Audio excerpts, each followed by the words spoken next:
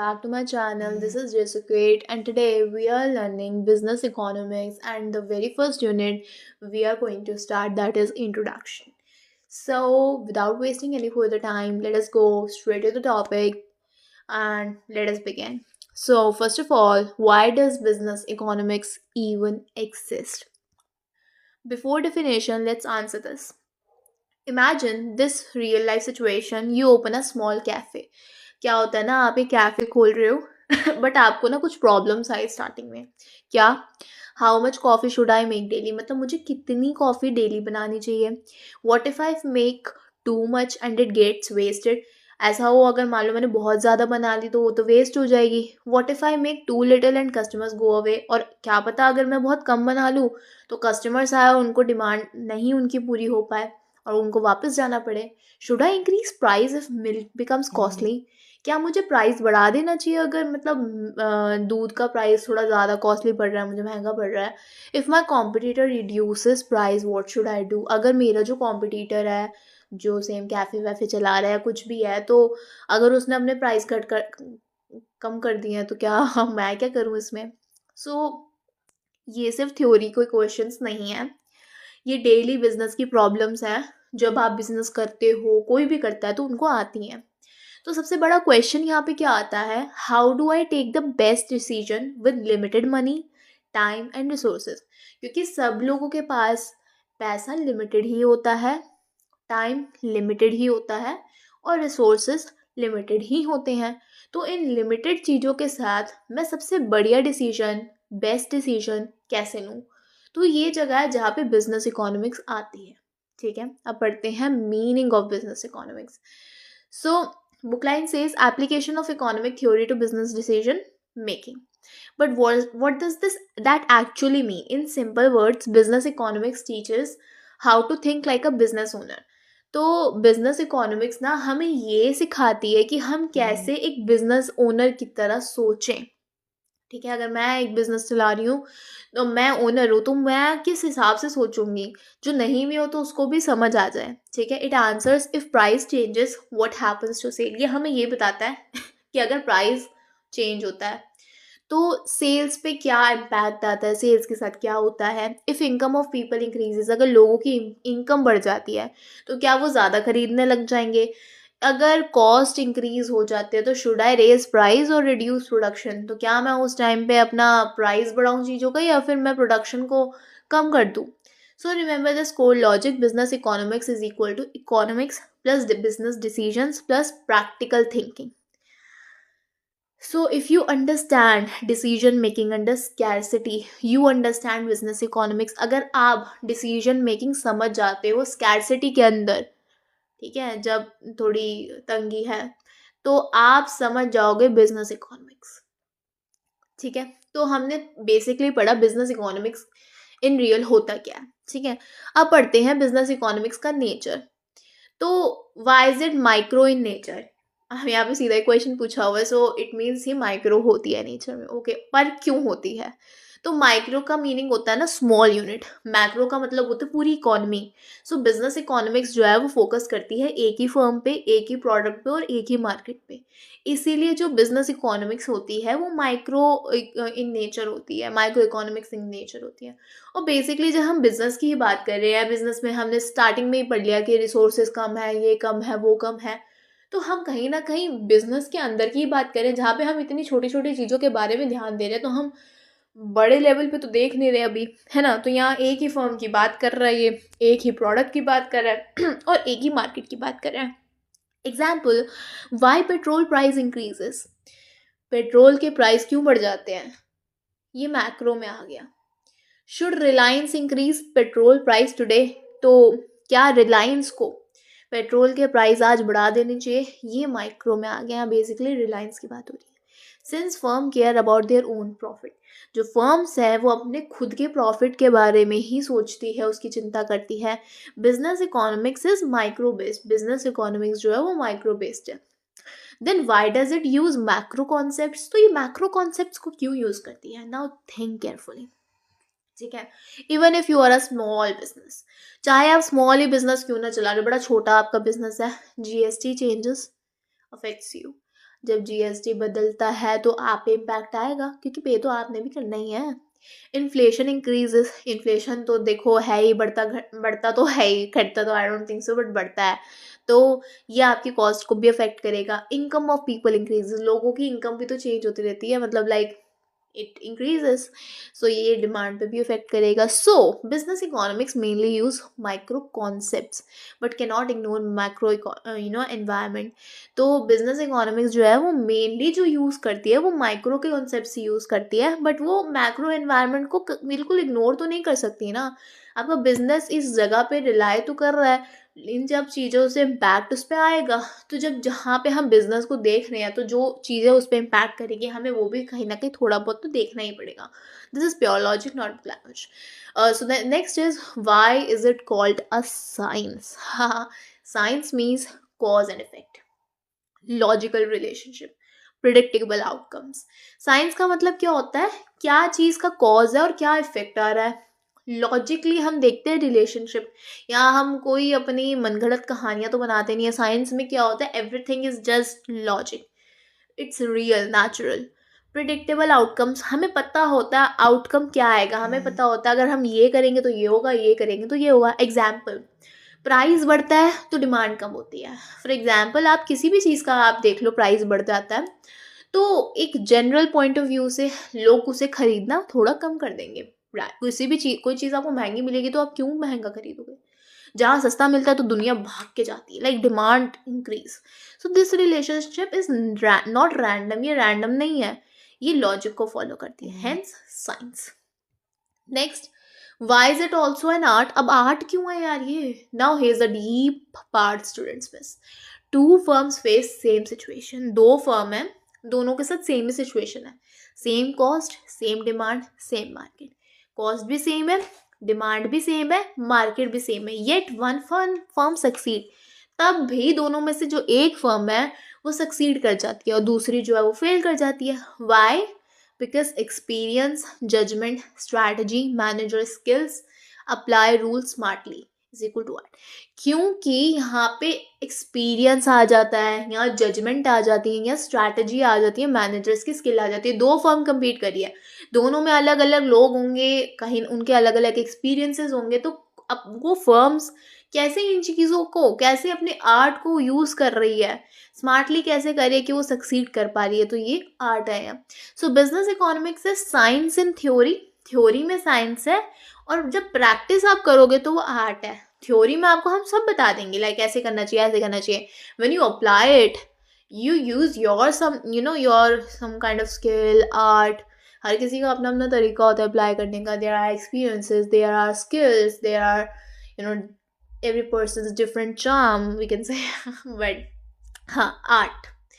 तो हमको कहीं ना कहीं ये पता चला कि ये माइक्रो इकोनॉमिक्स इन नेचर होती है, साइंस भी होती है, आर्ट भी होती है, मैक्रो इकोनॉमिक्स के कहीं ना कहीं थोड़ा ये देखती है ना। आई नॉर्मेटिव, नॉर्मेटिव क्यों है, what should be done. Normative का मतलब होता है कि क्या होना चाहिए। Example, price increase reduces demand. Price बढ़ता है तो वो डिमांड को कम कर देता है, तो ये पॉजिटिव है। Firm should reduce price to increase sale. Firm को अपना प्राइस कम कर देना चाहिए सेल्स को इंक्रीज करने के लिए। कम करोगे तभी तो लोग आके खरीदेंगे। ये है नॉर्मेटिव।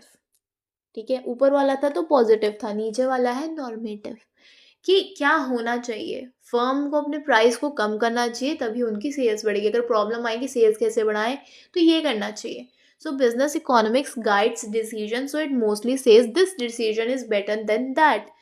तो बिजनेस इकोनॉमिक्स डिसीजंस को गाइड करती है, मतलब कैसे आपको डिसीजंस लेने चाहिए। तो मोस्टली ये क्या कहती है, ये वाला डिसीजन जो है ये इससे बेटर है, that's why it is normative, इसीलिए इसको हम कह रहे हैं नॉर्मेटिव। तो हमने नेचर ऑफ बिजनेस में चार चीज़ें बड़ी तरीके से। अब हम बढ़ते हैं स्कोप ऑफ बिजनेस इकोनॉमिक्स में। सो प्रॉफिट मैनेजमेंट क्यों इम्पॉर्टेंट है, let's be honest. No business exist for charity, social service. Main aim is that you have to gain profit, right. So आप अगर बिजनेस करोगे तो क्या आप एम ही कर रहे हो, नहीं। स्टार्ट क्यों करा है? पैसा कमाना है यार। क्या ऐसे तो आपका मन नहीं करा कि एक दुकान रोड पे खोलता हूँ, थोड़ा बाहर बैठने का मन करता है या फिर लोगों से थोड़ा बात करने का मन करता है? If you are spending your time, अगर आप अपना टाइम स्पेंड कर रहे हो तो आप कुछ ना कुछ रिटर्न में तो मांग ही रहोगे। तो सबसे पहला पॉइंट तो अपने आप में ही आ जाता है, स्कोप क्या है? प्रॉफिट मैनेजमेंट, है ना? तो आप कोई बिजनेस चैरिटी या फिर सोशल सर्विस के लिए नहीं करते हो, मेन एम प्रॉफिट का होता है, but profit is not automatic, profit खुद से तो बन नहीं जाता। Managers must decide how much profit is enough, what if future demand changes, what if cost increases. Managers को ये भी डिसाइड करना पड़ता है कि कितना प्रॉफिट उनके लिए इनफ है, क्या होगा अगर फ्यूचर में डिमांड बदल जाती है, क्या होगा अगर कॉस्ट जो है वो बढ़ जाती है, इंक्रीज हो जाती है। सो business economics helps in planning profit. इसमें तो क्या करता है, बिजनेस इकोनॉमिक्स हेल्प करता है प्रॉफिट को प्लान करने में, मेजर करने में प्रॉफिट को, और लॉसेस को अवॉइड करने में। नेक्स्ट है demand analysis. Why do firms care?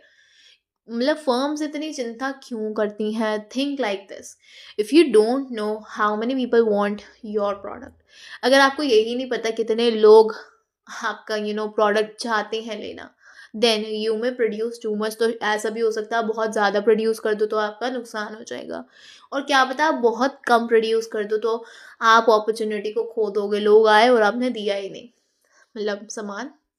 So demand analysis answers how much should I produce today and tomorrow. तो यही डिमांड एनालिसिस आपको बताती है कि आपको आज कितना सामान प्रोड्यूस करना चाहिए, कल कितना करना चाहिए। This is why demand is the heart of business economics. इसलिए डिमांड जो है बिजनेस इकोनॉमिक्स का दिल है। नेक्स्ट है cost and production. Simple logic, production is not equal to free. So you need labor, you need raw material, electricity, machines. If cost is not controlled, profit dies. तो cost in production में आपको पता चला कि अगर आप कोई भी चीज़ प्रोड्यूस करते हो तो क्या आप फ्री में तो कर नहीं पाओगे। यू नीड लेबर, आपको कोई भी काम करवाने के लिए लेबर चाहिए, आपको रॉ मटेरियल चाहिए, बिजली भी चाहिए और मशीन्स भी चाहिए। तो कॉस्ट अगर कंट्रोल नहीं करोगे, खर्चा कंट्रोल नहीं करोगे, तो प्रॉफिट तो ख़त्म ही है, बस उड़ा रहे हो और पता चले कुछ बचा ही नहीं तो क्या। सो business economic studies, business economic क्या स्टडी करता है? वाई कॉस्ट राइजेस, मतलब कॉस्ट बढ़ती क्यों है, हम अपनी कॉस्ट को कम कैसे करें। How output affects cost, output जो है हमारा आ रहा है वो हमारी कॉस्ट को कैसे अफेक्ट कर रहा है। नेक्स्ट है capital management. Why risky? Capital is equal to long term money decision. Capital का मतलब हम इज इक्वल टू लेके चल सकते हैं कि हम लंबे समय का एक मनी डिसीजन की जब बात करते हैं पैसों से रिलेटेड। एग्जाम्पल, हम एक फैक्ट्री खरीदना, मशीन खरीदना, once money is invested you can't reverse easily. मतलब ये चीज़ें खरीदना is not a small thing. आपको ये खरीदने से पहले बहुत बार सोचना पड़ता होगा, क्योंकि एक बार अगर आप अपनी पैसा किसी चीज़ में इन्वेस्ट करो, वो भी ऐसी चीज़ में, तो आप अपना पैसा वापस रिवर्स, ऐसा तो नहीं है जब मन करा वापस आ गया। सो business economics helps in choosing best investment. तो बिजनेस इकोनॉमिक्स किस चीज़ में हेल्प करता है कि आपको बेस्ट इन्वेस्टमेंट मिल सके, है ना? आप अच्छे से अच्छी इन्वेस्टमेंट चूज कर सको, आप कैपिटल को वेस्ट करने से बचो, ये ना हो आपकी कैपिटल का बस ऐसे ही नुकसान हो रहा है। तो capital management is very important. Next है demand. Let's really understand it now. What students usually think, demand is equal to want. नहीं यार, reality demand is equal to want, ability to pay, willingness to buy at a given price during a given time. ठीक है, तो इतना सब कुछ है demand में।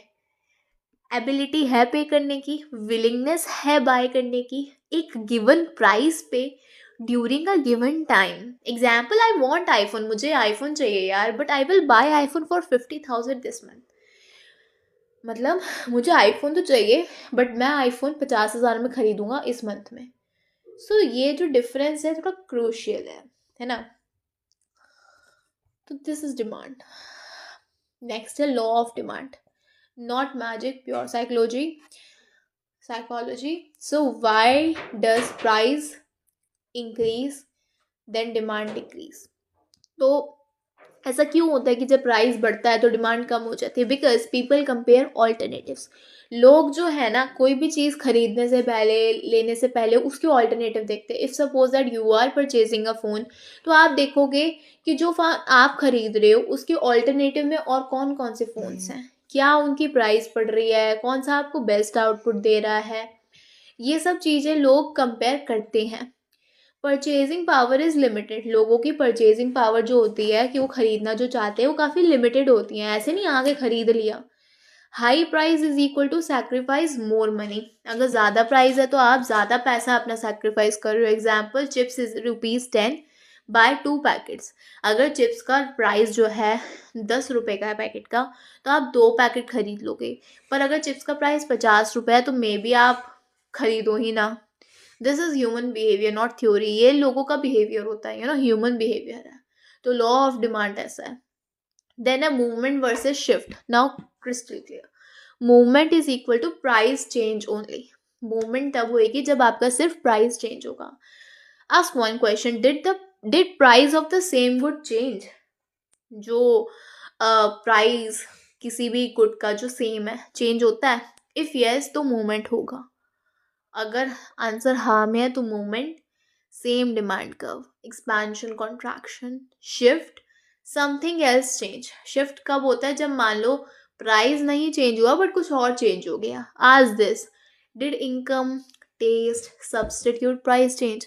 क्या इनकम चेंज हुई है, लोगों का टेस्ट चेंज हो गया, या फिर किसी सब्सटीट्यूट का प्राइस चेंज हुआ है? अगर हाँ में आंसर है तो शिफ्ट होगा। न्यू डिमांड का राइट और left shift, golden rule for exam, like price change, movement, anything else, then shift. Then is supply, opposite mindset of producer. Consumer thinks how cheap can I buy?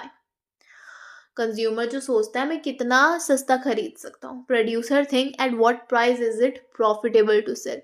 और producer क्या सोचता है कि ऐसे कौन से प्राइस पे मैं बेचूँ जिस पे मेरे को प्रॉफिट हो।